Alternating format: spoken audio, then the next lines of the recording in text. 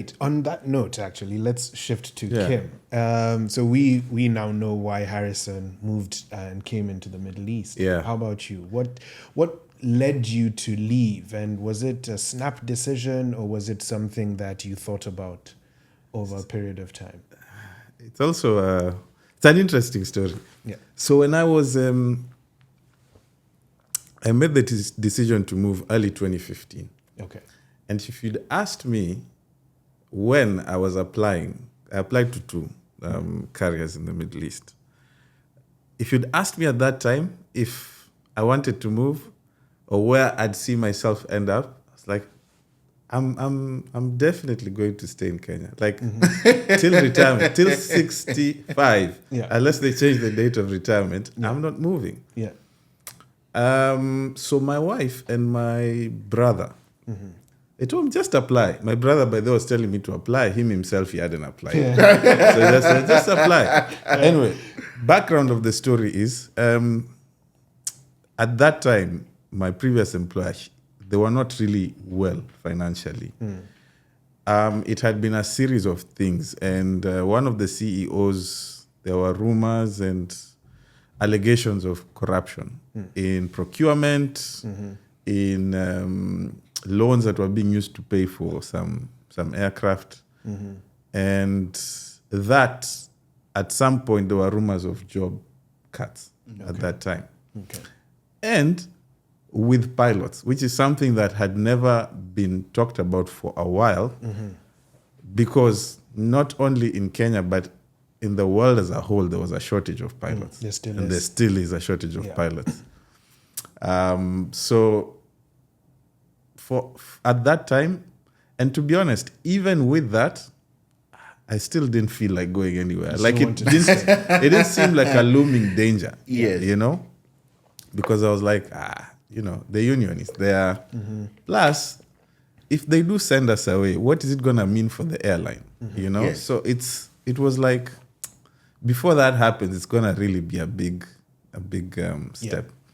Anyway, at the time of my application, I was flying the 777. And now I was coming up for my command to upgrade as a captain. And what that entailed was moving now to a lower fleet, a narrow body fleet. Yeah. So at that time, they had Embraers. And the lifestyle in the Embraer was not the same as that. It was a hard life. I mean, it was good flying. You get the experience, you get the hours. But and you're yes, doing a lot of short regional. yeah, flights short and domestic regionals, flights. weird timings. Look, I'll be honest. I really love the 777. Yeah. Not so much. Of course, the lifestyle had a big part to play. Yeah. But that is the aircraft I had wanted to fly Since for life. way back when. Like, there was no other aircraft. And even coming into the Middle East, there's a myriad of aircraft here. But people have asked, would you move? Would you move? I'm like, no. I'm home. This is it. This is it for me. Anyway, so I applied, didn't hear back from one at all, not even a regret, nothing. And the other one that called me, the one I'm currently at right now, actually called me at a time when I was now doing my training for command. Right. And I was trying to find, a reason to leave because I was my previous employer, honestly, I loved being there. Like, it was comfortable. It was home. You knew the people. Of course, like everywhere, it has its issues. Yeah. And financially and everything, but I had never felt the need to move. So my wife asked me, what do you have to lose if you go? I said, I'm not home.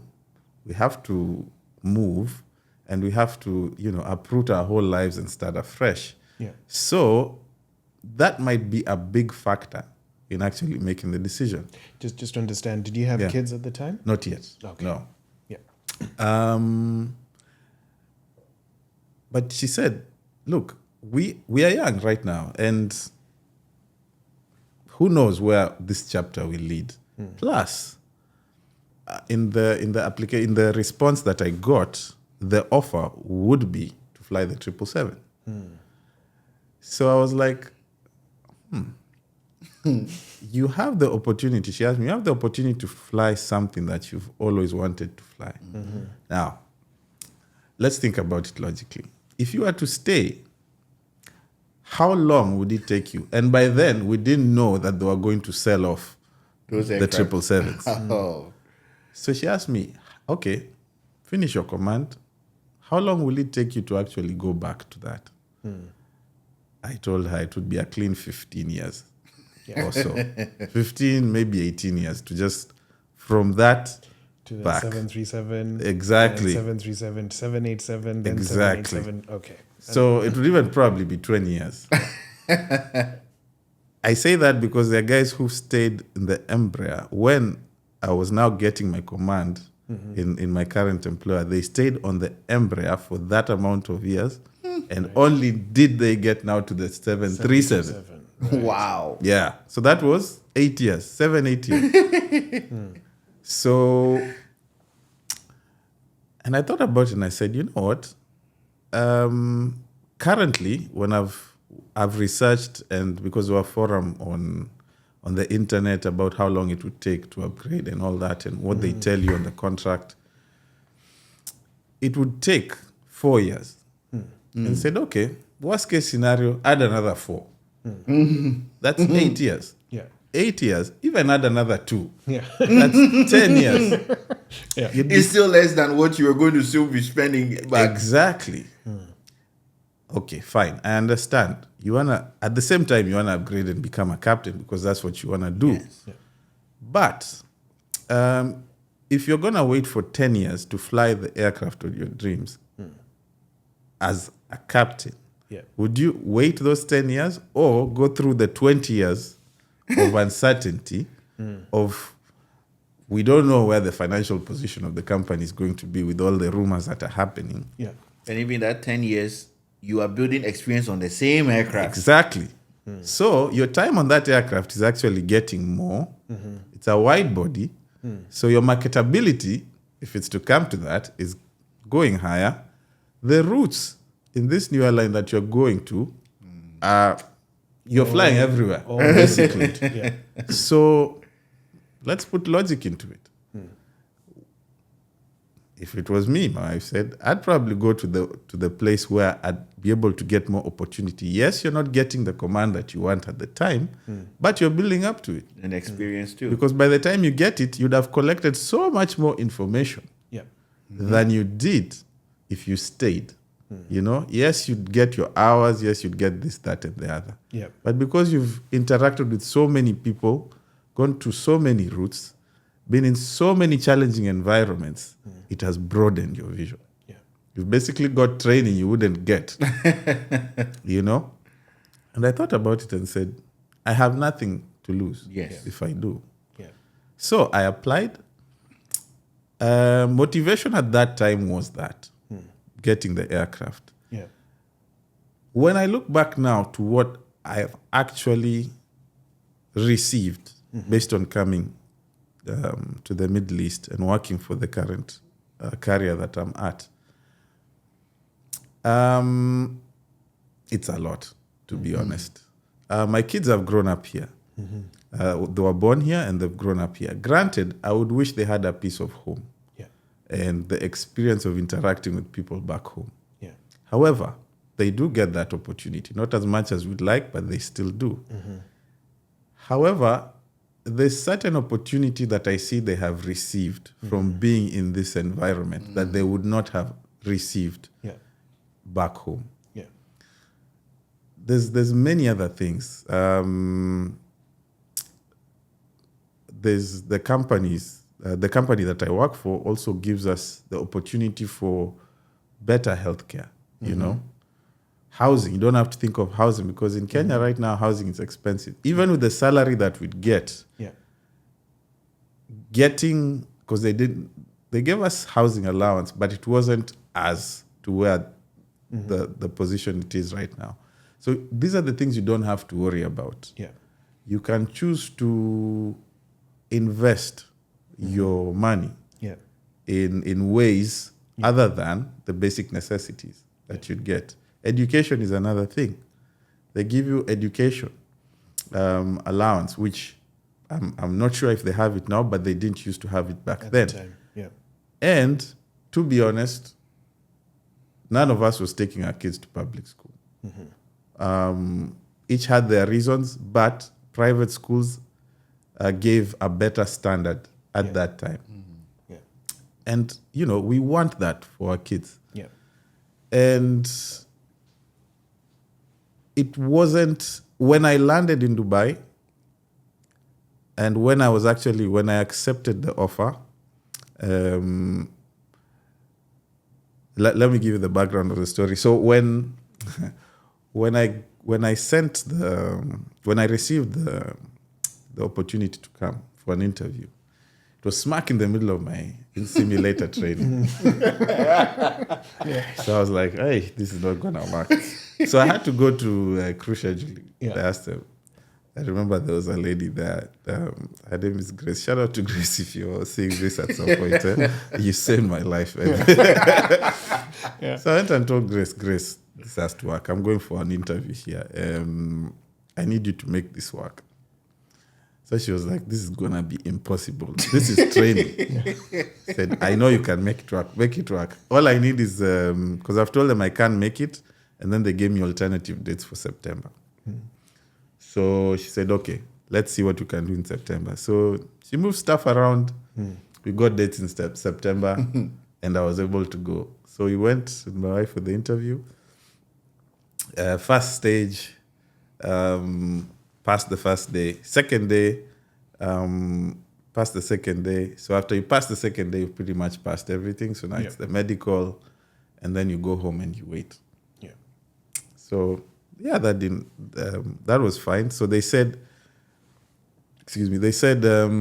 I expect a call in 6 weeks, So I remember I was like, I think that might be enough time to finish the training. So let me finish the training. Yeah. So I'm home in bed one time, just looking through these manuals of mine in the morning, woke up, got a phone call. My wife was just about to leave for work. So I got a phone call. I picked it up. I was like, it looked like a number from here. So I looked at it and I'm like, what did I miss? I hope they're not canceling anything or something, or was there something up with my medical? Yeah. She said, just pick it. Don't know. Yeah. So I picked it up and she's like, oh, your interview was successful. Want to join immediately. Yeah. I'm like, oh.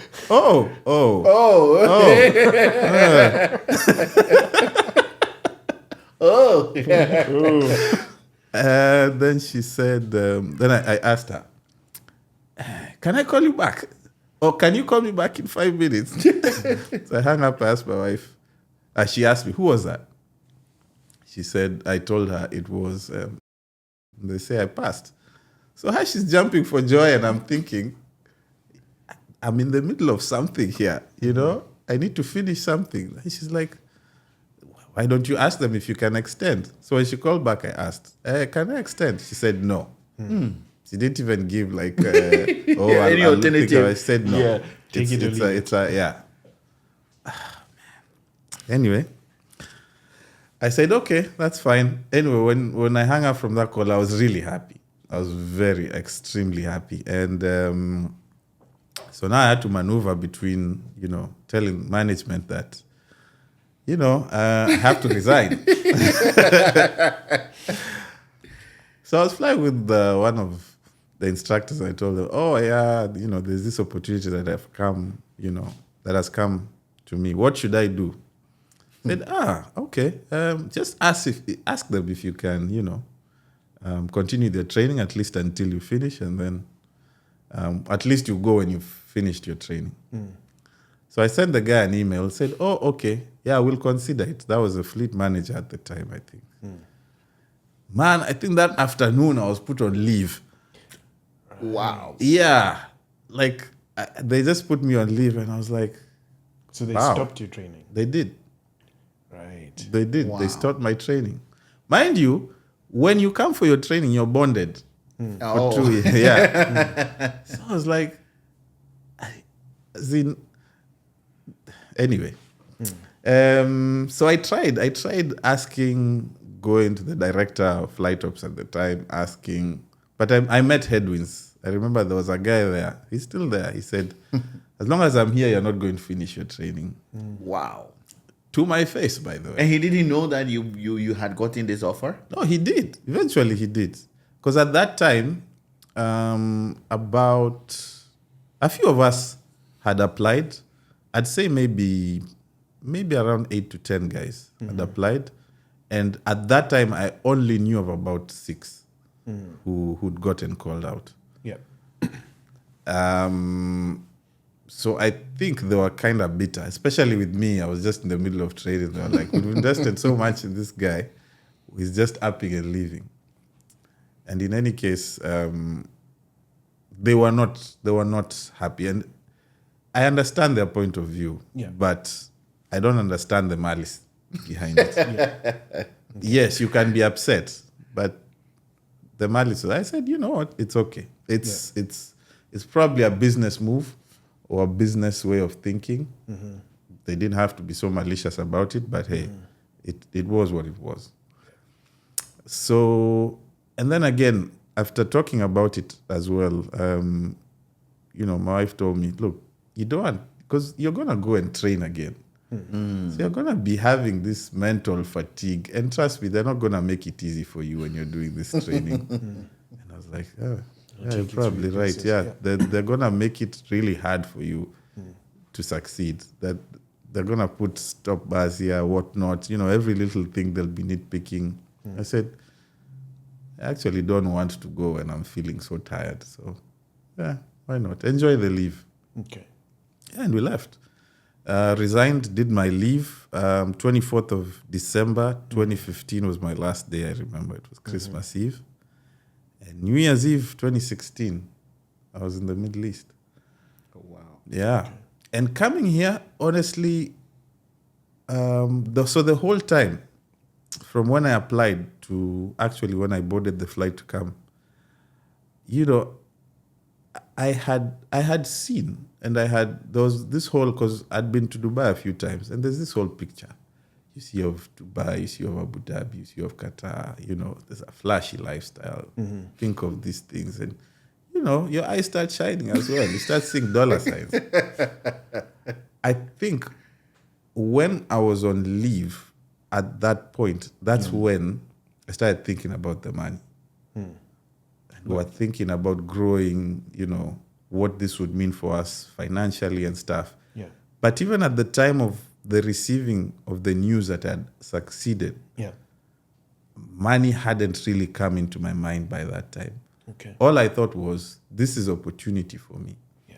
This is a chance to keep flying the aircraft that I've always wanted to fly. And that's pretty much how I ended up here. So what I'm hearing, I hear opportunity, I hear new challenge.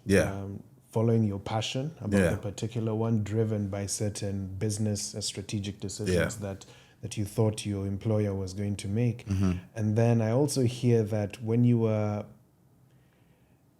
not necessarily on the fence, but you were given a nudge by some interested parties.